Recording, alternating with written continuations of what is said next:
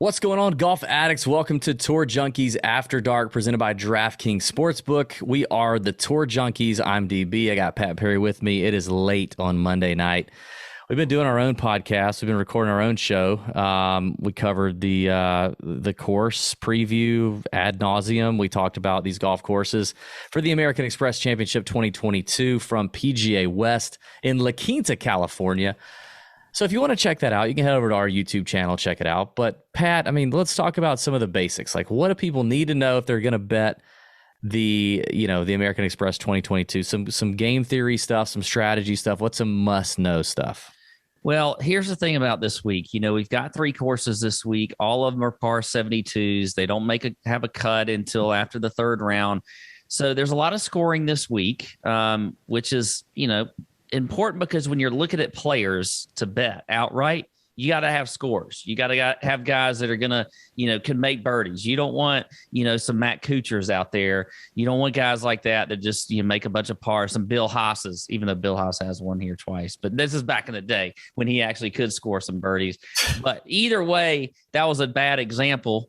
Terrible example. But yes, it was gas was like $1.20 a gallon. Yeah, he's not that good Bill anymore. Haas. He's not scoring like that anymore. But look, this is a tournament also where we've seen a lot of long shots win. We had Adam Long. Speaking of long shots, he won here at 600 to 1 back in 2018. 600 to 1. You had What? You had Andrew Landry in 2020, 200 to 1. I mean, and that doesn't even sound that impressive after you're Adam Long at 600 to 1. You're like, 200 to 1? What? Yeah. Was he a favorite? But still, last year you hit Siwu Kim 65 to 1, 70 to 1. Who knows what he was? Cash it. Yeah. So here's the thing. You can hit long shots. Any type of player can win here. I mean, literally 3/4 of the field are going to be over 100 to 1 as far as their odds. So I think you take some flyers this week.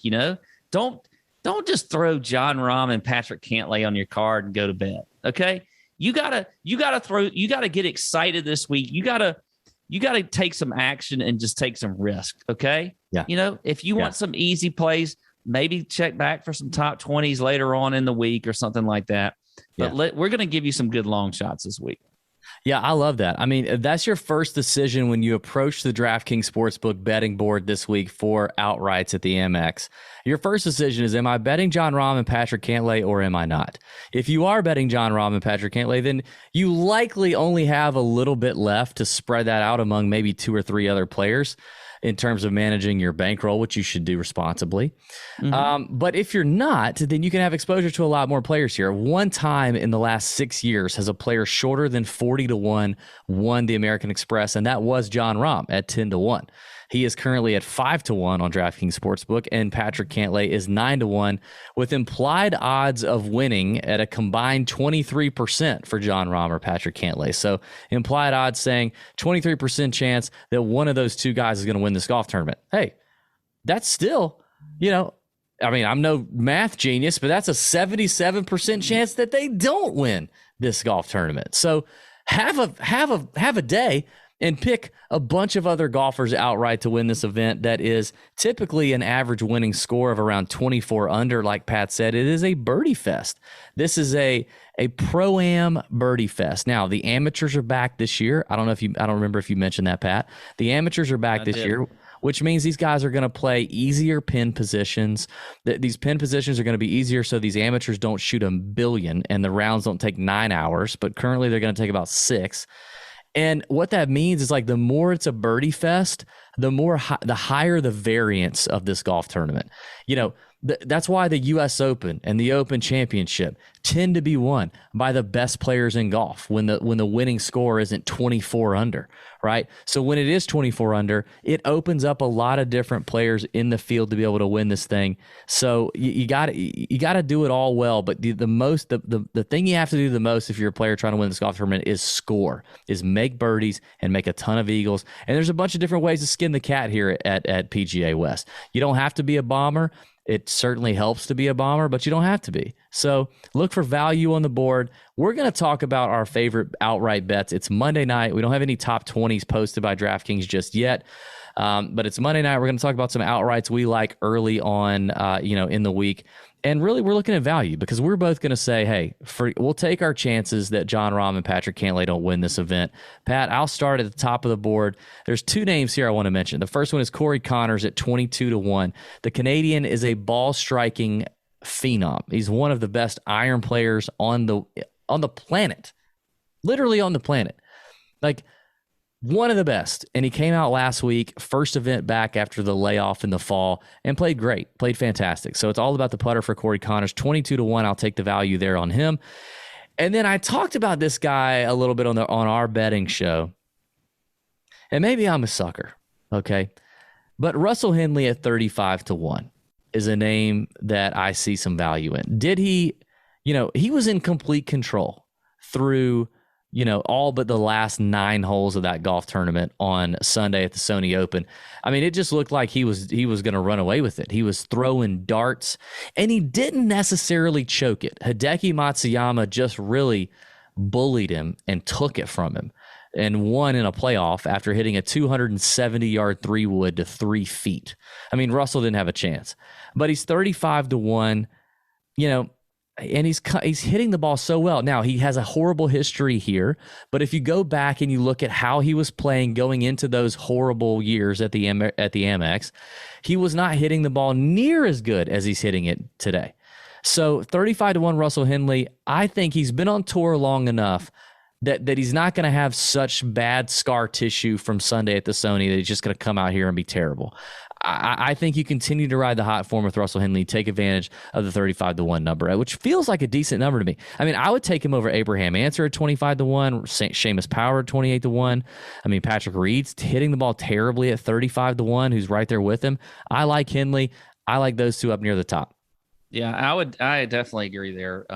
Taking Henley over like Answer, especially Patrick Reed, who just hasn't been very good lately. If I'm gonna take a shorter odds guy though, I think Scotty Scheffler's the one you take at 16-1. It's not a sexy number. I get it. But I do like Scheffler on a course like this. He didn't make the cut last year, but it was a different type of an event. They didn't have the amateurs. They only played 2 of the 3 courses. So I think Scheffler this year, and by the way, when they did have it as 3 courses back in 2020, he finished 3rd. So Scheffler can definitely play these courses well. I like him at 16-1. So if you're going to go shorter, skip Rahm, skip Cantlay, go with Scotty Scheffler there. Also like Tony Finau at 20-1. I think that's a good number as well for him. And then I'm on Willie Zalatoris this week. Here's a guy that's, was everybody's, everybody loved him last year and they've just kind of fallen out of love with him. Yeah. Maybe a little bit, a little bit, he's not the hot date anymore. Okay. He came to dinner with you.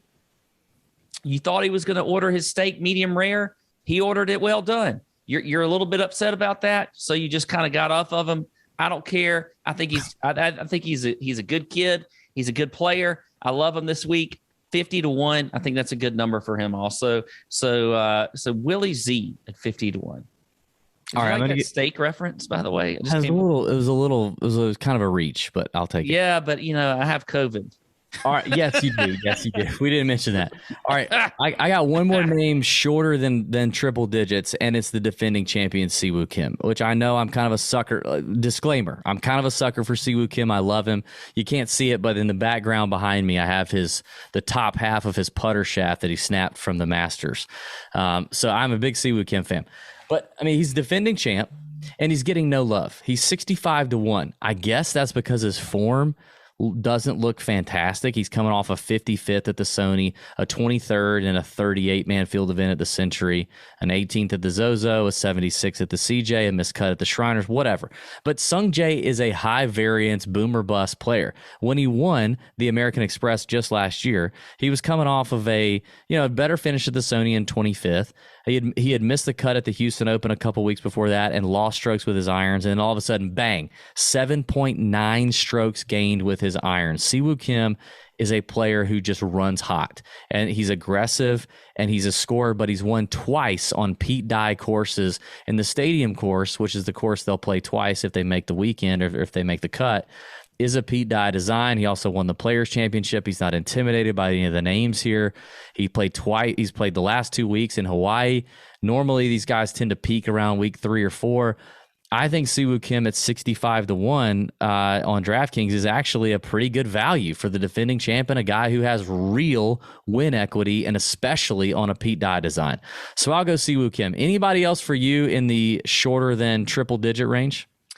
Yeah, I'll give you a couple more here that I like. I'm a fan of Seabass. I like Christian Bezuidenhout. He's at 60-1. I think that's a good number for him.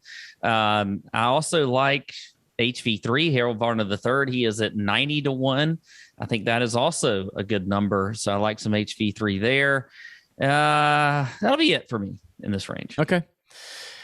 There's a ton of names I think we talked about in the betting show, like a third of the field or something, or more than that is priced in the triple digit range. Obviously with those implied odds on Rahm and Cantlay, that's just kind of what happens. So we can't name them all, but let's name just a couple of our favorites. I do like Russell Knox a good bit. I'm kind of team Russell this week, I guess Henley and Knox. Mm-hmm. Knox is 100-1 to win. He's got a great record here, a 16th last year, 37th in 2020, 18th before that, 29th before that. And he's coming off a great finish at the Sony Open where he finished 7th, gaining strokes across the board. And even with the putter, which is rare for him, very rare for him. Maybe he did a little work in the offseason and figured out how to putt, but he gained 5 strokes on approach, which is a key indicator. I think Russell Knox is a very interesting name at 100-1. I feel like he's a veteran player who, if it came down to it and was in the hunt, I think he could get it done. So I'll go Russell Knox. I'll give you just a couple bombs, absolute bombs. Henrik Norlander at 200-1, ball striking machine, just needs the putter to get hot. Hudson Swafford 250-1, multiple time PGA Tour winner, also a birdie maker, has played last week at the Sony Open. 250-1 is a big number for him. And then Sepp Straka at 250-1, yet to win on the PGA Tour, but a very aggressive young player, a lot of talent, makes a lot of birdies if he gets hot and can keep it going for 4 rounds. That's been the secret for him. He can do it for 1 or 2. He can't do it for 4. If he can get it done for 4 rounds, watch out. Sepp Straka could run away with it, and that's it for me. Okay. I like those. Here's a couple more for me.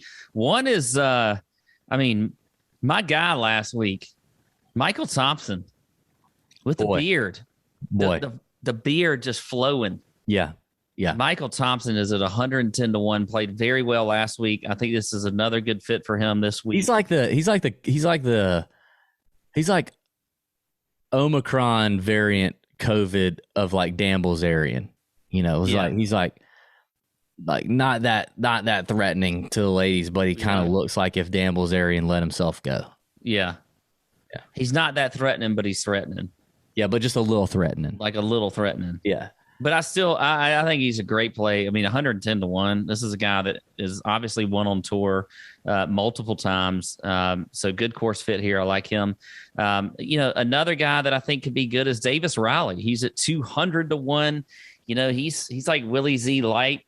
He was also one of those hot names on tour last year as a guy that, was kind of splitting time between the tour and the Korn Ferry Tour. So the minors and the majors. But I think Davis Riley is going to be a stud. I like him a lot. Good ball striker, very accurate off the tee. So I like Riley at 200-1. That's about it for me. DB. Okay. Yeah, plenty of names. Check it out. Check out the Tour Junkies channel. We're talking about it all week long. Check out all the other content over there on DraftKings.com and DK Playbook. Go ahead and give the video a thumbs up if you don't mind. Subscribe to the DK channel. We'll be back next week to break it down. We hope your screens are green for the American Express Championship. It's going to be a good time, good weekend. Golf season about to pick up rapidly. Tons of money to be made. So let's have a week. See ya.